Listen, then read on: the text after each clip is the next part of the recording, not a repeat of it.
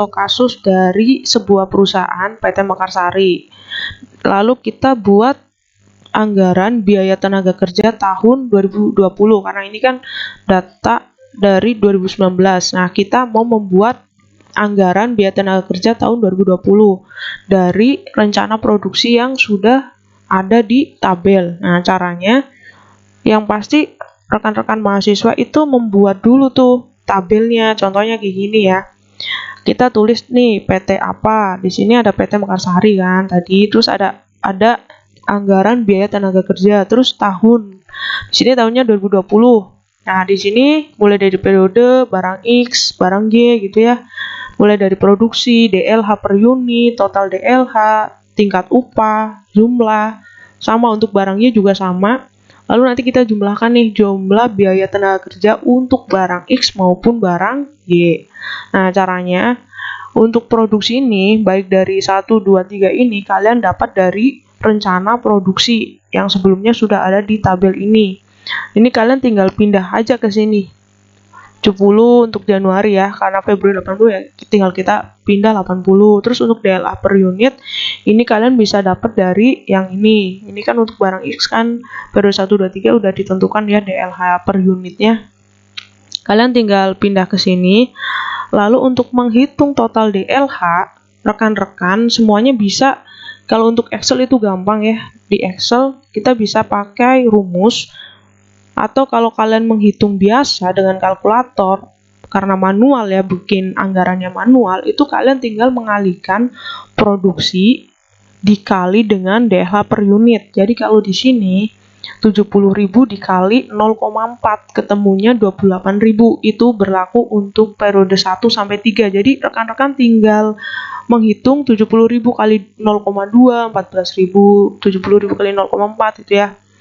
Nah, lalu kita total nih dari periode 1 sampai 3 di bulan Januari, total DLH ternyata ketemu 70.000. Lalu untuk tingkat upah, ini kalian tinggal mengalihkan 28.000 dikali dengan 20 karena tingkat upahnya 20 ya. Kita contoh lagi lah ini.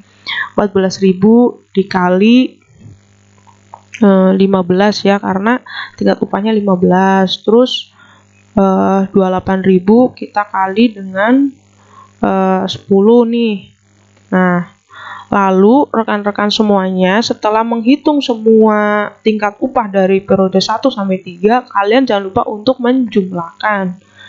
Nah, menjumlahkan dari periode 1 sampai periode ke-3, kalian jumlahin. Nah, ketemu 1.050.000 itu untuk barang X. Lalu untuk barang Y bagaimana? Sama. Barang Y diketahui di sini untuk periode 1 dia melakukan produksi sebanyak 34.000. Jadi kalian tinggal tulis 34.000. Untuk periode 2 ternyata tidak ada produksi. Sedangkan untuk periode 3 tetap melakukan produksi yaitu sebanyak 34.000. Ya, jadi di sini udah kasih tahu ya kalau di periode kedua itu barangnya tidak melakukan produksi sama sekali.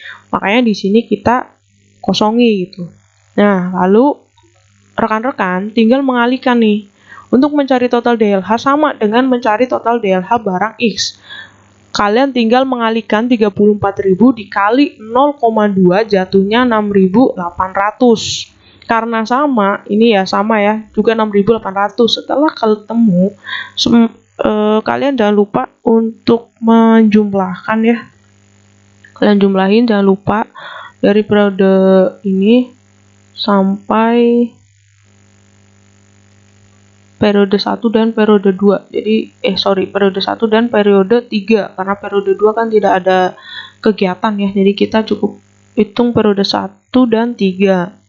Nah, tingkat upah sama, kalian tinggal mengalihkan nih 6.800 dikali 20. Ini tidak ada aktivitas ya. Untuk periode kedua itu nggak ada aktivitas. Lalu untuk periode ketiga sama juga rumusnya. Tinggal kalian kali total DLH, itu kalian kali dengan tingkat upah. Kalau di sini tingkat upah periode 3 itu sebanyak Rp10 ya. Nah, setelah ketemu, kalian tinggal total periode 1 dengan periode ke-3 ya. Nah, Terus untuk jumlah biaya tenaga kerja ini kita dapat dari jumlah biaya barang X di periode 1 ditambah periode ke-2. Lalu ini jumlah biaya tenaga kerja periode kedua ditambah periode kedua di barang Y.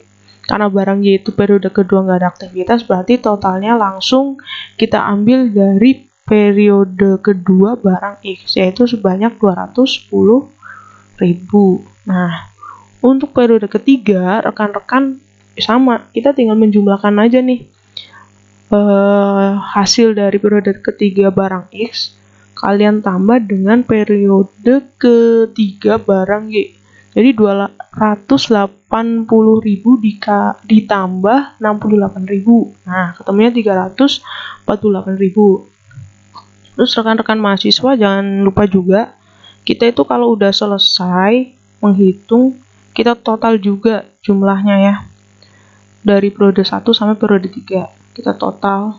Nah, ketemunya 1.254. Lalu ini kita sama untuk menghitung bulan Februari, Maret, kuartal 2, kuartal 3, kuartal 4 itu sama. Tinggal dikalikan 80.000 kali 0,4, 80.000 kali 0,2, 38.000 kali 0,2. Sama caranya dengan cara menghitung di periode bulan Januari. Rumusnya sama, langkah-langkahnya sama, dan jangan lupa nanti untuk jumlah 1 tahun kalian tinggal totalkan dari jumlah-jumlah ini nih. Contoh dari jumlah ini ya, jumlah bulan Januari ini ditambah Februari, jumlah yang nanti ada di sini. Ditambah Maret kuartal 2, 3, dan 4. Sama, nanti kita jumlah di sini. Ini juga untuk barang Y juga sama. Nanti kalian tinggal menjumlahkan saja. Lalu untuk setelah ini terisi semua nih, ini terisi semua contohnya. Seperti kalau kalian lihat di di slide ya. Slide dari kampus itu yang ini slide-nya. Nah, kelewat. Nah, kalau dari slide dari kampus, kalian bisa lihat yang di slide ke-18 tuh. Di slide ke-18 itu kan ada, ini contoh perhitungan kalau yang rumus-rumus tadi sudah kita masukkan, sudah kita hitung, jadinya anggarannya seperti ini. Lengkapnya seperti ini ya. 210, 384. Nah, nih jadinya seperti ini. Setelah nanti kita ketemu semua dari tabel anggaran biaya tenaga kerja, jangan lupa juga kalian membuat yang namanya budget. Nah, nih setelah yang tadi perhitungan selesai, rekan-rekan semuanya tinggal membuat budget yang kedua. Kita jangan lupa menuliskan judul di atas dari tabel budget. Contoh di sini PT Mekarsari.